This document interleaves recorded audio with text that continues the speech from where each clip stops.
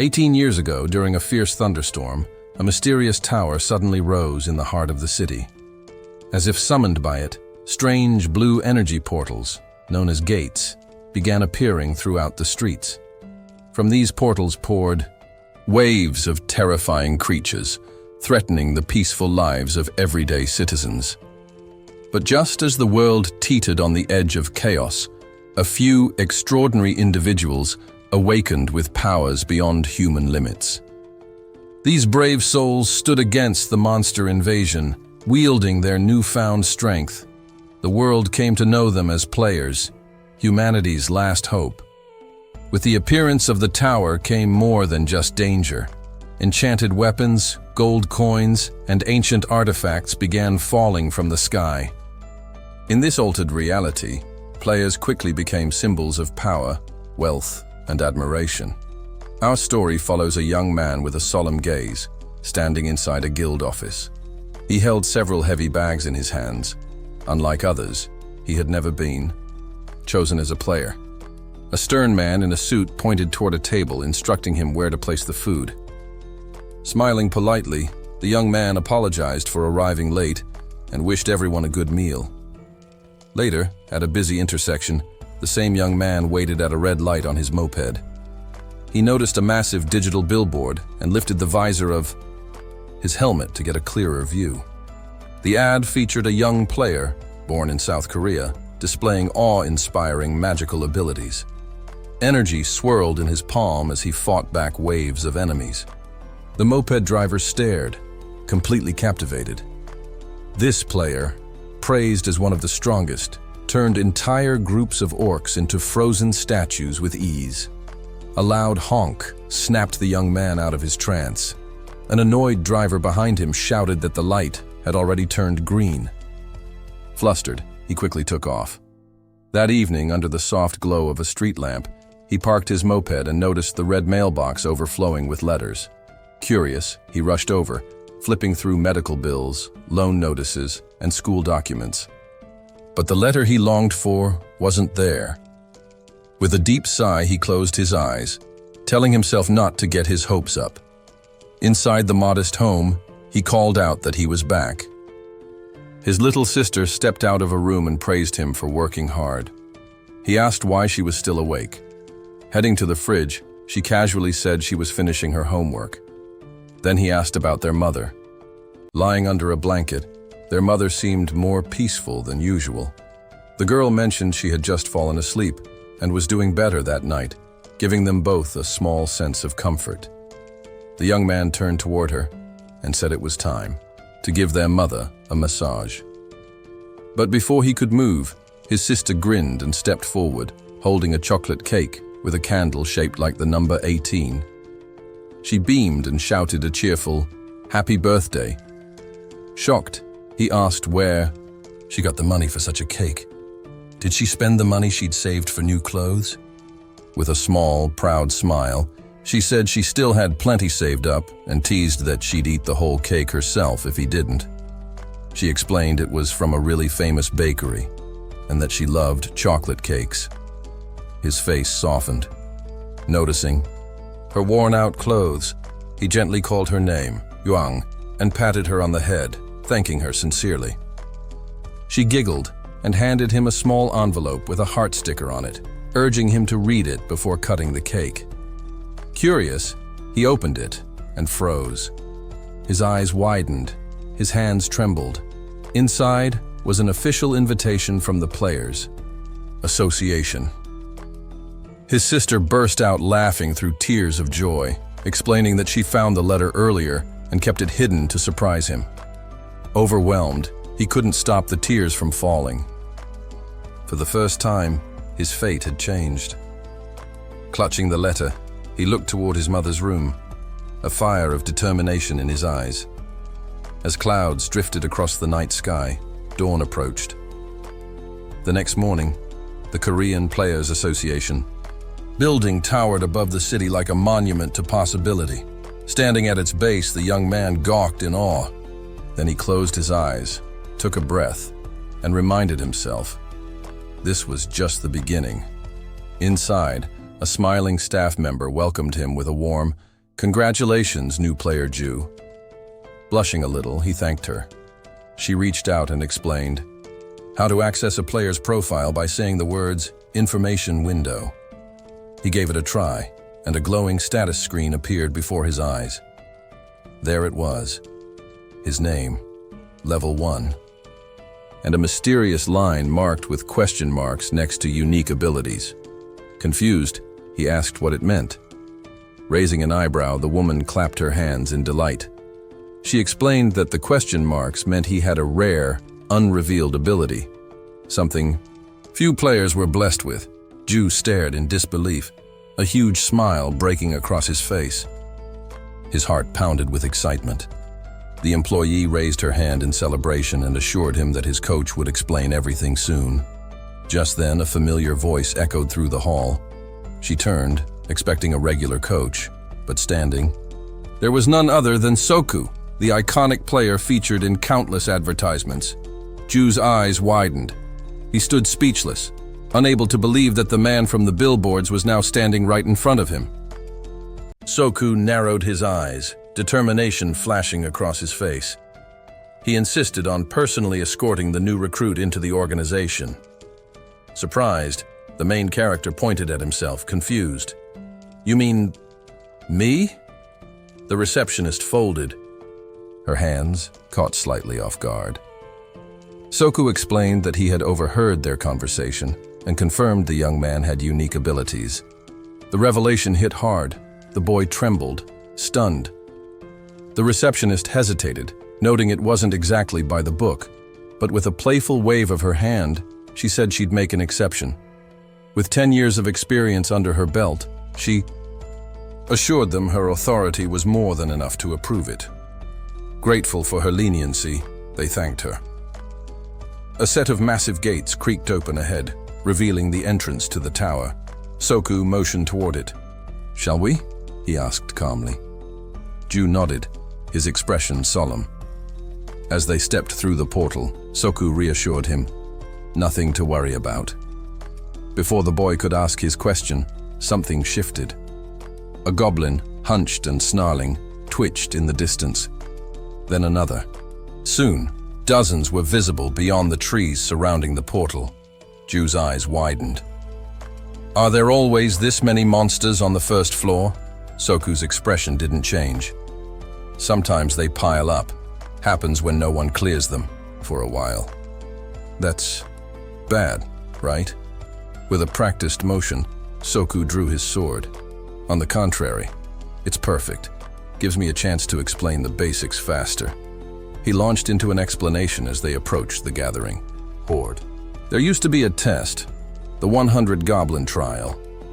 You'd fight 100 of them, no skills allowed, all within a set time. It was banned for being too dangerous, but it was the most accurate way to gauge potential. Soku's voice was steady, almost clinical as he elaborated. "Complete it in 5 hours, you're advanced. Do it in 2 or 3, you're looking at an A rank. Finish within an hour, that's elite tier." He spoke as he moved, his blade slicing cleanly through the goblins. Heads and torsos split with precise, almost effortless cuts. The monsters barely had time to react before they were dead. Ju watched, stunned. Each strike was fluid and devastating. Soku moved like a blur, unfazed even as he spun through clusters of monsters. But for someone with unique abilities, Soku continued as he crushed a goblin's skull. The time limit's different. 10 minutes, that's the benchmark. Jiku stared in disbelief. 10 minutes to beat 100? Soku glanced at his watch. "I did it in 47 seconds. The younger man ran to him, breathless. "How am I supposed to do it in 10 seconds? Soku chuckled. "Ordinary players need years to reach this level. But people like you, you'll get there in months." Behind him, a burst of violet energy erupted, an aura of raw, untamed power. He explained that those with unique traits grow at an exponential rate. Then, turning to a frozen goblin, Soku asked, "Heard of the Angela Guild?" Ju nodded. "They've got that really young ranker, right?" Soku smiled faintly as more armored warriors in the distance trained.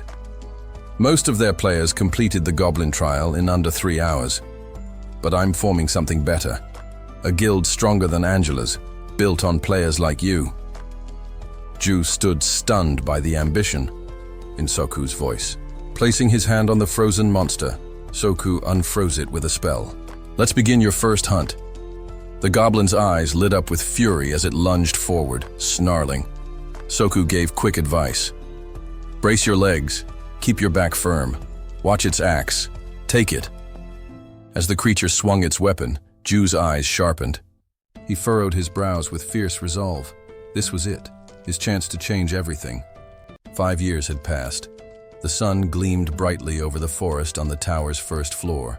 A sword slashed through the air, forcing a goblin to leap back in alarm. A curly-haired man wearing glasses observed the scene, his gaze catching on something. Ahead, nearby, a man wielding an axe rushed over, apologizing for his delay. The man with glasses turned to him, smirking as he replied that the delay had given him the chance to witness something amusing. The swordsman lifted his weapon high, ready to strike again. Nearby, the main character furrowed his brows in frustration. The blade slammed into the dirt with a thud, its wielder panting from exhaustion. The armored man looked on, his expression falling as his gaze landed on a familiar blue window, the comeback challenge that had once again gained popularity. The curly-haired observer muttered that he was thinking the same thing. With a loud exhale, Jiku opened his mouth and summoned a digital status screen. The glowing blue window floated in front of him. It reminded him that he had received an invitation from the Players Association when he was just 18. In frustration, he dropped to his knees, pounding the earth with clenched fists and screaming into the woods. The man in glasses stared, arms outstretched in disbelief. The tank of the group stood shocked, mouth agape. Despite the unique powers he'd gained, Jiku was still struggling. Even after 5 years, it took him more than an hour to defeat a single goblin. Drenched in sweat, Jiku couldn't fathom that players like him still existed. After all this time, his level remained at 1. With a clean, practiced strike, a goblin was sliced in half. Its weapon clattered to the forest floor as its lifeless body crumpled. The swordsman let out a sigh of relief. The rest of the squad stood nearby, surrounded by fallen monsters. Their leader commended them for their performance. When asked if anyone had leveled up, a brunette nodded. A man in an orange hoodie chimed in, saying goblins had become much easier to deal with. After only a few kills, his level had already risen. Jiku gave a small smile. Lower levels go up quickly, he noted. Turning to his team, he announced that they would move to the second floor tomorrow and told them to meet at the entrance in the morning. As he walked away, his squad nodded in agreement, watching him. Go. Is he really that well known? One of the team members asked, eyes still fixed on their guide's retreating figure. Another replied that they'd heard a lot about him. The squad leader bent down and picked up a glowing purple stone from the dirt. When asked why Jiku was famous, he paused, eyes closed in thought. There are a few rumors, he finally said, furrowing his brow. Some say he has a unique ability. The brunette's eyes lit up. Seriously? Is that true? Just rumors, the leader shrugged. As Jiku walked along a worn path past newer players, someone scoffed. If that were true, would he still be stuck on the first floor? The leader chuckled. Word is, he ranks dead last. The brunette blinked in disbelief. There's a rank lower than 2? Crossing his arms, the leader replied, he's not even officially ranked. Everyone gossips, but no one denies the nickname he's earned. High above, tree branches cast shifting shadows over Jiku as he moved through the underbrush. He glanced to the side. Among players, he was known as the one who couldn't level up. He arrived at a secluded spot, a hidden nook deep in the first-floor forest where others rarely came. After finishing his job as a guide, he always returned here. Each day, one goblin would appear in this clearing. Right on cue, a monster began to materialize nearby. Drawing his sword, Jiku reminded himself that even a surprise attack didn't guarantee a win. The goblin stood facing away, spear in hand. Jiku moved slowly, each step deliberate and silent. Sweat beaded on his face as he inched forward. Just as he prepared to strike, the goblin twitched, then spun around. Steel clashed. With wood, the goblin had blocked his blow. Jiku gritted his teeth. The goblin, though weak, was still holding its own. Even with 5 years of experience, even with skill, a level 1 player was still at a disadvantage. Their weapons met again and again. Jiku parried, pushing forward. It was always like this. He knew the fight would take a while. Elsewhere, the sun was beginning to set. Its golden light bathed the Players Association building in warmth. Inside, Jiku trudged down the hallway of the guide department, calculating how much he could earn if he sold his M crystal for 20.1 coins. After factoring in the cost of the potion he'd used, the profit was non-existent. He sighed. As he reached a door, it swung open, and a man named Theo stormed out with a sour expression. Jiku asked if he'd finished his work. Theo gave a stiff nod, but said nothing as he passed by. When Jiku mentioned that he was working late, Theo said nothing, tucking his hair behind his ear and muttering an apology as he walked away. Inside, Jiku approached the desk. "What's wrong with Theo?" he asked the employee seated behind it. The man, Tessik, head of the guide department, didn't answer immediately. Hand to his forehead, he muttered that starting tomorrow, Theo would be in charge of the guests Jiku had guided today. "What? Why?" Jiku asked, visibly stunned. "Everything went fine." Avoiding his gaze, Tessik admitted that rumors had reached the guests. Jiku frowned deeply. A scabbard was slung over his back. "What does that have to do with guiding?" he asked, voice low. Tessik sighed and leaned on his desk. Everyone in the room knew exactly what he meant. Suddenly, a voice burst from the TV screen mounted on the wall. "The Angel Guild has reached the 75th floor." Everyone in the office turned toward the broadcast.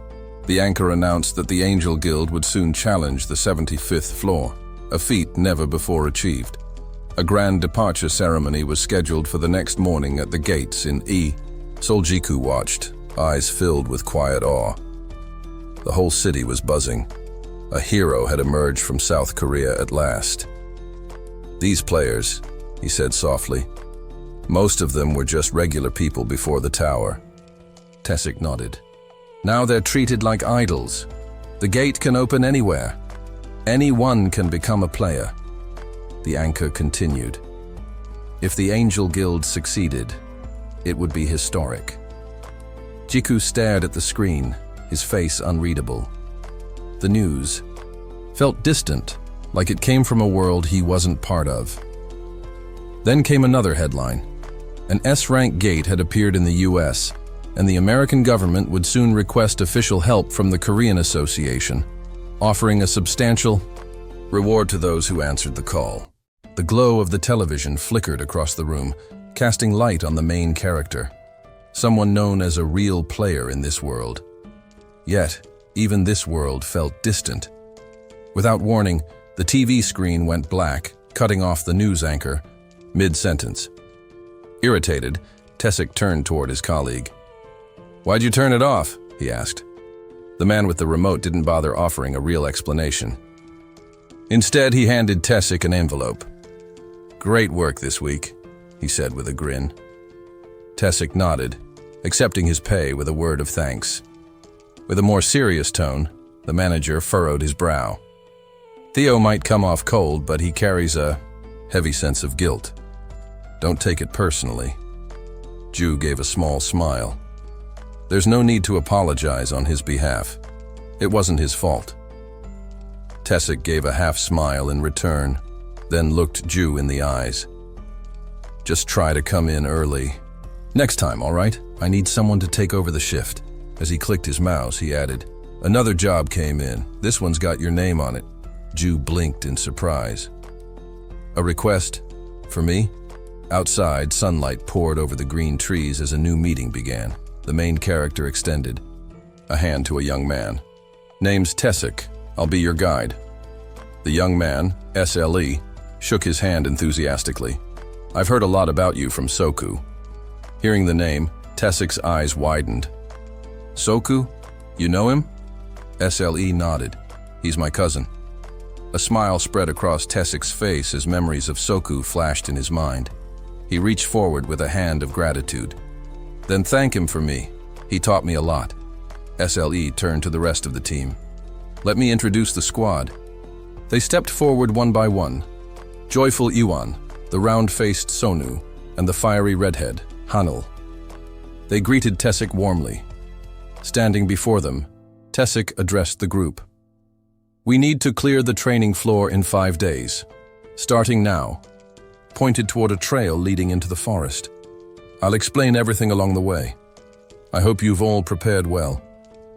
By noon, the sun was blazing above them. As the sky began to melt into orange hues, the day's work wrapped up. The team decided to rest for the evening. Tessik turned the dial on the stove, preparing dinner while the others pitched their tents. Hanel leaned in. Need a hand with that? Tessik shook his head. You guys take it easy. I've got this. A rich aroma filled the air as the meat soup simmered. Smells amazing. Like a real chef made it, Hanel commented. Kneeling beside the fire, Jan asked, Hey, is it true your level never changes? Before Tessik could answer, Sunli groaned. Don't ask him that. But Tessik just chuckled. It's true. Ask me anything. Javan glanced over sheepishly. Sorry, just curious. As Tessik ladled soup into bowls, he asked, So, how was the hunt today? They all sat together, sipping the hearty broth as they reflected on the day. I got a few scrapes, said Sonu, rubbing his arm. Jan grinned. A potion should fix that. It wasn't as hard as I expected, Hanel added. Tessik nodded. The goblins on the first floor aren't well equipped. Their movements are easy to read. He looked at each member. This floor is training for the real deal. Stay sharp, and you'll level up in no time. Only a thin layer of soup bubbled at the bottom of the pot. Tessik stirred it as he continued. Just be careful once you run into a guardian. He explained that guardians were powerful monsters. Each floor had one. Entire guilds formed around hunting them. They're the gatekeepers, the toughest enemies you'll face. His expression turned grim. Defeating one gives huge rewards, but don't underestimate them. Low-level players don't stand a chance alone. Sunli and Hanel both froze, wide-eyed. Tessik smiled and closed his eyes. Don't worry too much. As long as we keep an eye on their regeneration cycle, we'll be fine. The sun dipped beneath the horizon as he continued. Some guilds are experts at taking down lower-floor guardians. It's rare to run into one here. Night fell across the borderlands of the forest, on the 4th floor of the tower. Among the dead trees, a green orc stumbled through the darkness. His foot caught on a rock, and he fell hard. Another orc came running. The first orc trembled as he looked up, fear consuming him. Then came a scream. A spray of crimson burst into the air. The guardian orc stood above the body of his fallen kin. His eyes glowed with menace. Steam curled from his mouth. The squad found themselves training again, this time under the night sky on the 2nd floor of the tower. Awaiting them in the darkness were towering monsters, imposing in size but far less agile than the goblins they had encountered before. Surprisingly, the encounter proved manageable. Their journey continued. On the 3rd floor, a chaotic mix of goblins and orcs awaited, tension crackling between the two species. Unity between them remained elusive. At some point, a rock struck. An orc squarely on the head, an intentional provocation.